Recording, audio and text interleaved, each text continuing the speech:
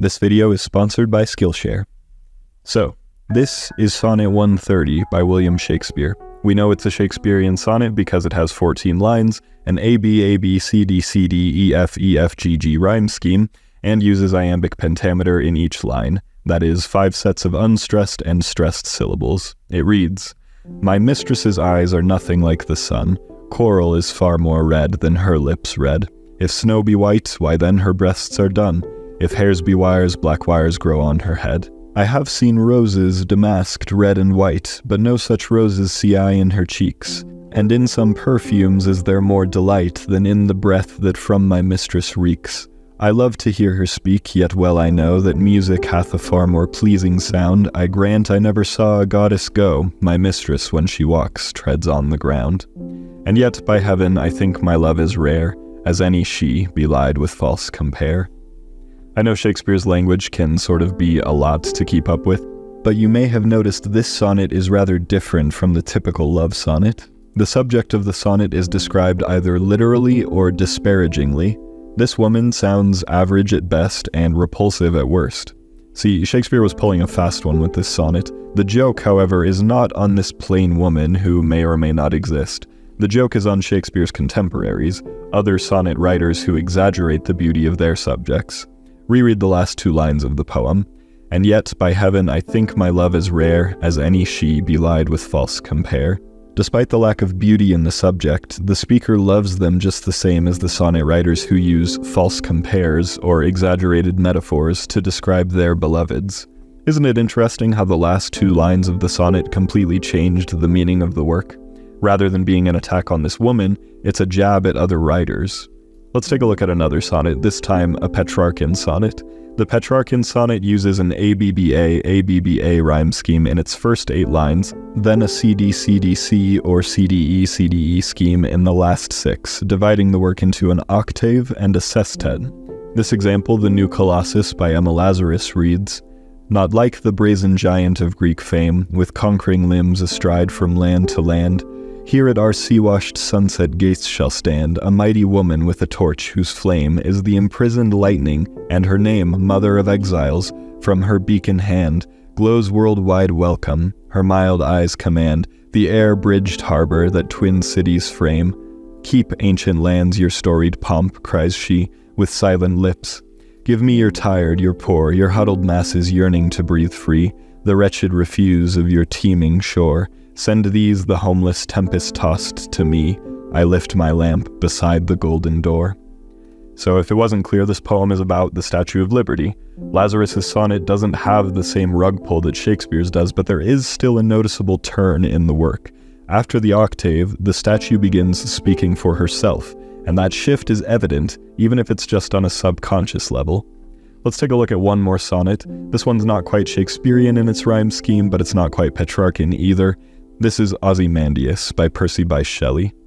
"I met a traveler from an antique land, who said, 2 vast and trunkless legs of stone stand in the desert, near them on the sand. Half sunk, a shattered visage lies, whose frown and wrinkled lip and sneer of cold command tell that its sculptor well those passions read, which yet survive stamped on these lifeless things, the hand that mocked them and the heart that fed. And on the pedestal these words appear, My name is Ozymandias, King of Kings. Look on my works, ye mighty, and despair. Nothing beside remains. Round the decay of that colossal wreck, boundless and bare, the lone and level sands stretch far away." This work also has a noticeable turn, going from the description and words of the ancient pharaoh Ozymandias to the vast sands that surround the remaining head and feet of his statue. Note that shift occurs on line 12, and to emphasize the shift, Shelley changes the rhythm slightly. Up until that point, every line began with a proper iamb, an unstressed syllable followed by a stressed one. For example, "I met," "who said," "stand in," "half sunk," etc. But by the 9th line, the word "nothing" has the exact opposite stress pattern. It's called a trochee rather than an iamb, but I digress. So what did these 3 sonnets have in common? Each one had a noticeable shift, either in form, delivery, or meaning. In poetry, this is called a volta, which is the Italian word for turn. In a Shakespearean sonnet, the volta is on line 13 at the start of the ending couplet. In a Petrarchan sonnet, the volta comes on line 9, the transition between the octave and the sestet. In Shelley's poem, since he's playing a little fast and loose with typical sonnet structure, the volta comes on line 12 rather than 13 or 9. By the way, that shakeup in the structure adds to the overall meaning of the work, and I'll let you contemplate that for yourself. But this is what I want to talk about today, the volta, because it's not exclusive to sonnets, nor is it exclusive to poetry, and my hope is that through understanding the volta a little bit better, we might all write better poetry and short stories. By using the volta as a tool, we can turn a simple haiku into a killer short story. First, let's just make sure we understand a volta completely. Most resources, including Study Smarter and the Poetry Foundation, would describe a volta as the turn of thought or argument in a poem. LiteraryDevices.net uses this description too, but also adds, it is a rhetorical shift. In some ways, it is a dramatic change in emotions or thoughts. I like these additional descriptors because they make it clear that a volta isn't just the same as a twist. Like in Lazarus's poem, even though there was a rhetorical shift with the volta, the poem's sentiment and meaning remained the same all throughout. Similarly, Gregory Pardlow said, the volta is special in that it marks the moment when the poem breaks its deepest and most characteristic habit. There is rarely a single turn that everyone can agree on, and who cares if everyone agrees? Reading is a solitary exercise, a union of one. The detective work of looking for the volta is what gets us into the poem, makes us rewrite the poem in our own voice and consciousness. Sonnets aren't the only poems that have voltas, however. Haikus can also contain a volta. Haikus are Japanese poems known for their 3-line structure, 5 syllables on the first line, 7 on the second, and then back to 5. Most traditional haikus are comprised of a single piece of juxtaposition, 2 contrasting visuals or ideas. A literal English translation of Matsuo Bashō's poem, The Old Pond, reads, "The old pond, a frog jumps in, sound of water." In English, the syllables don't scan over, but that's beside the point. One can argue that the volta here is on line 2 when the frog jumps, or line 3 when the silence breaks. In either case, the quiet, tranquil scene introduced on line 1 is replaced with a moving, noisy setting. This is how a lot of haikus operate, an establishment on line 1 broken by the lines that follow. One might interpret ancient haikus as a status quo on line 1, a disruption on line 2, and a realization or conclusion on line 3. In Japanese, the volta in a haiku is referred to as kireiji, which literally translates to cutting letters. A blog post from James Karkowski explains, Japanese verbs are always conjugated at the end, just like we conjugate the past tense of such verbs like walk, where the past tense is walked. Of course, we also put auxiliary verbs in front of the verb to say want to walk, can walk, etc. However, the Japanese always conjugate at the end of the verb by changing the end. Aruku is walk. Aruita is walked. Arukitai is want to walk. Arukeru is can walk, etc. for every verb tense. This is how the cutting letters that are auxiliary verbs work. They are end-verb conjugations that not only cut breath pauses into phrases, they also indicate different verb tenses. So in a traditional haiku, the volta isn't just a shift in idea, but a shift in verb tense as well. Remember, the goal of this video is to take a haiku and eventually produce a short story. What's the advantage of doing so? Well, writing an idea as a simple haiku forces you to understand what information is the most important in your idea. You really distill the meat of your story in both events and sentiment. In fact, a lot of authors don't even write haikus in the traditional 5-7-5 pattern. For author Joyce Clement, the key elements of any haiku are a fragment and a phrase spoken in a single breath. When writing flash fiction, author Kathy Fish recommends taking a small, poignant moment from one's life, writing it down, and developing it into a flash fiction story. I would suggest taking that premise even further. Take the moment from your life, distill it into a haiku, then write the haiku as a short story. Another form that uses the volta is sijo, a Korean poetic form comprised of 44 to 46 syllables. Sijos have 3 lines which vary from 14 to 16 syllables each. The Sejong Cultural Society explains that the third line has 2 halves. The first half is the counter theme and the second half is the conclusion. We would consider this counter theme a volta. The example given by the Sejong Cultural Society is Song of My 5 Friends, which reads, "You ask how many friends I have? Water and stone, bamboo and pine. The moon rising over the eastern hill is a joyful comrade. Besides these 5 companions, what other pleasures should I ask?" Listed beside each line is how the syllabic grouping patterns line up.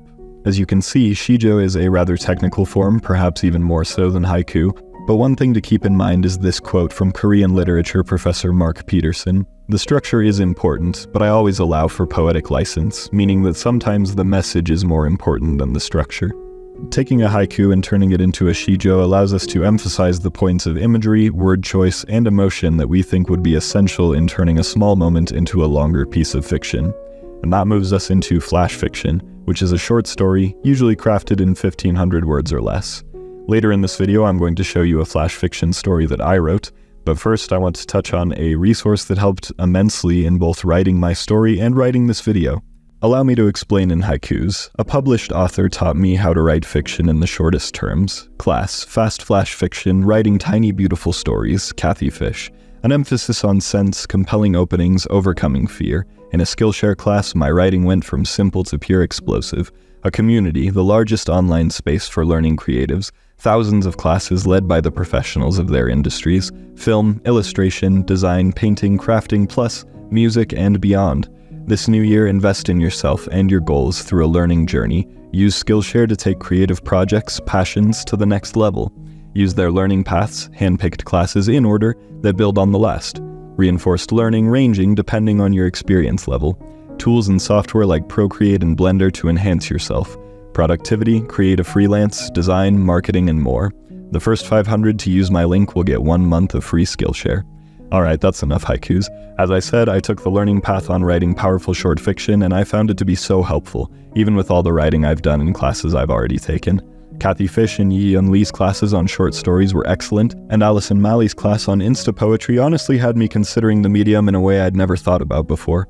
As previously mentioned, the first 500 people to use the link in my description will get 1 month of free Skillshare, which is a deal I highly recommend as someone who used Skillshare even before they approached me for this sponsored segment. Huge thanks to Skillshare, and be sure to take advantage of this offer to take your writing to the next level. Before we get into the writing exercise, I want to show 2 examples of flash fiction stories that I feel exemplify a good use of the volta.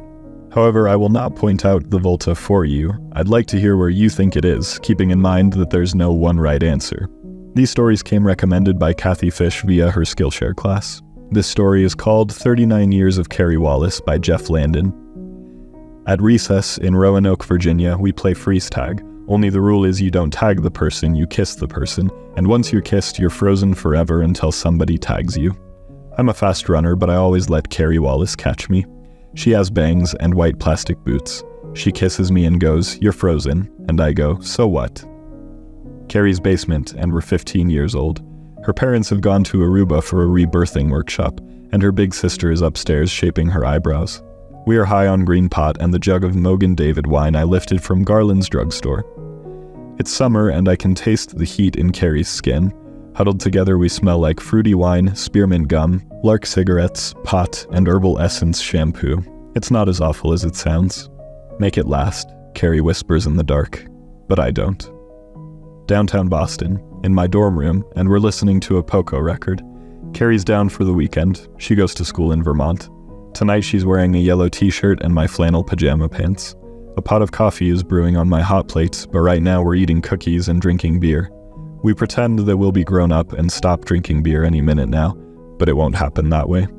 It's snowing outside. It snows all the time up here. My dorm room is on the 10th floor of a converted hotel. In the hallway, this insane guy from Texas dribbles a basketball and sings a song about cheese.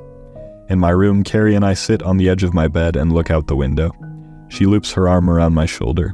People are skating on the Charles River under the artificial light, and the snow swirls everywhere. Carrie is in love, she tells me, with someone she met in school. I look at the window. I want to jump, but I don't want to die. I just want to float. When I see Carrie again, it's by accident. She's in town for the weekend. She's helping her mother move into a new place on the river. We meet in a bar back in Roanoke. I moved back here after my divorce. I live in an apartment complex popular with young singles. They smile at me. The women ask about my daughter, and the men go, "Hey big guy, how's it hanging?" When the bar closes down, I offer to drive Carrie home, but she wants to go for a walk. It's April, but it feels like summer tonight, so we walk. She talks about her kids, her mother's ancient Cadillac, and her adult ballet class. She doesn't talk much about her husband. "He's okay," she says. He's a wonderful father. I nod. It's getting late and Carrie needs to get back to her mother's house. It's hard to explain the luster of certain ordinary nights when everything works together, when you're walking in your old hometown with Carrie Wallace and her new complicated haircut, when the moon ducks under the mountains, when the song you hear on someone's passing radio is one of your favorites, when Carrie walks beside you in her blue sneakers and a yellow dress, and neon crosses flare over empty churches, and it's the exact middle of the night, and for a little pocket of time, your life seems perfect, and without memories, and so quiet. This next flash fiction story is even shorter. It's called The Wolf Wears Jeggings by Georgia Bayes. The wolf wears bubblegum pink rain boots. The wolf drinks medicinal whiskey every night. The wolf roars like a bear and sprinkles glitter in her fur. The wolf rides the train back and forth with no destination, sometimes while wearing a tiara. The wolf has no friends. The wolf reads about alien abductions in the tabloids, reads about missing kids on milk cartons, eats hot muesli for breakfast. The wolf strums her auto harp and sings in a quiet growl of a voice. The wolf staples posters to telephone poles, seeking bandmates, but no one calls. The wolf trembles with lust for the forest, and one ginkgo tree in particular. The wolf wants to rescue someone, be a hero. The wolf carries her neighbor's trash can back to the curb each time the wind knocks it into the street. The wolf believes in self-care and applies a deep, pore exfoliating mud mask every Saturday morning. The wolf donates to GoFundMe campaigns for birds rebuilding their nests after natural disasters, such as a gutter cleaning. The wolf writes terrible poetry. The wolf writes Nancy Drew fanfiction but tears the words up before they reach the page. The wolf makes a bonfire of her poems once a month. The wolf believes hibernation should be a choice for all creatures. The wolf is not a mother. The wolf wants to share her heart music with the world, even when no one listens. The wolf knows you can die of a broken heart. The wolf plays hopscotch, but only when no one is watching. The wolf gets drunk on loneliness. The wolf's disappearance is a small mention in the back of the community newspaper. There is no photograph to accompany it.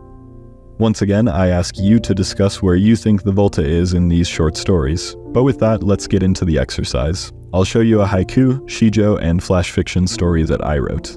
Remember, Kathy Fish recommended taking a small, poignant moment and developing it. I took one moment and wrote it as a haiku to start. Here's the first draft. A patron walked in, noting my Gengar sticker, the second that day.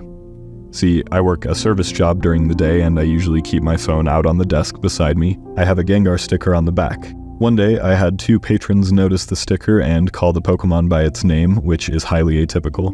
After looking at the haiku for a minute, I eventually changed it to read, a patron walked in, noting my Gengar sticker. At once, I was seen. Taking this haiku, I developed the memory, setting, and idea further. Here's the shijo based on the same moment. The rec center smells of sewage today, oppressing the lonely, who have nowhere to go. My Gengar sticker accompanies me, but not until a patron points it out do I know myself.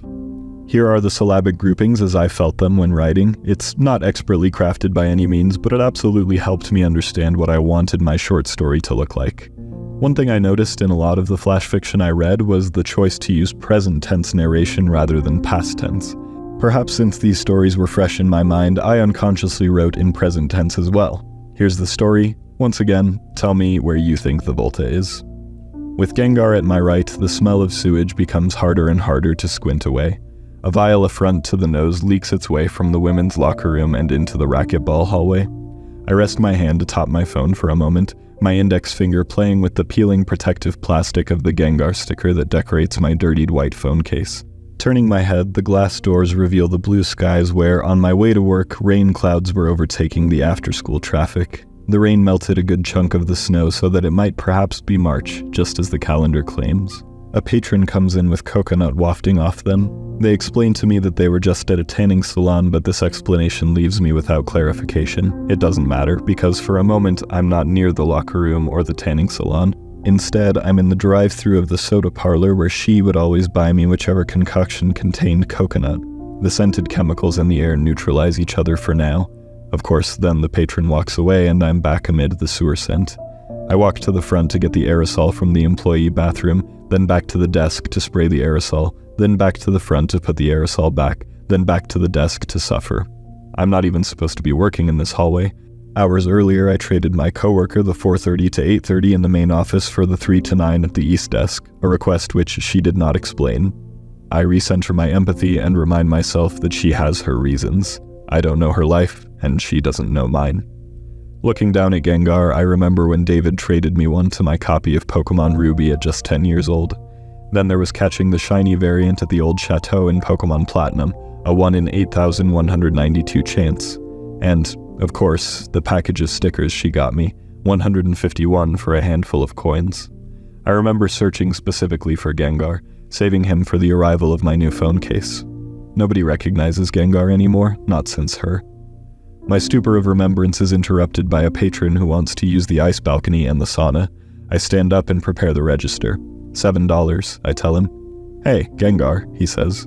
"Is that your favorite Pokemon?" Surprised, I respond, "I would say so." He takes his wristband and heads to the ice balcony, and I hope he'll be back. But for a moment, in a smelly, rainy world, it was me, Gengar, and company again. Admittedly, this story isn't entirely true to life. I wasn't actually mad at my coworker for having to switch shifts. If anything, I was glad to have the extra hours. The bad smell, however, was an unfortunate side effect, and I wasn't feeling lonely during the experience either, but I thought the haiku, sijo, and the short story were engaging ways to give meaning to otherwise benign circumstances. But there we have it. By going from haiku to sijo to short story with emphasis on the volta, I ended up writing something that I actually liked pretty well. Now, I want you to try this exercise. At the very least, I would love to see everyone write a haiku and drop it in the comments below. If you feel so inclined, turn that haiku into a sijo, and if you're really feeling it, turn that sijo into a short story. But if you don't feel so inclined, then let me ask, what did you think of this video essay? What are your thoughts on the volta and the poetic forms discussed in this video? Please tell me everything. If you like what I do here, consider supporting me on Patreon for special benefits like priority review on the second channel. Be sure to subscribe over there too for more writing tips. It was actually one of my patrons, Aya, who suggested this video topic. I also had another patron, Madison Rye Progress, offer up some helpful resources, so huge thanks to both of them.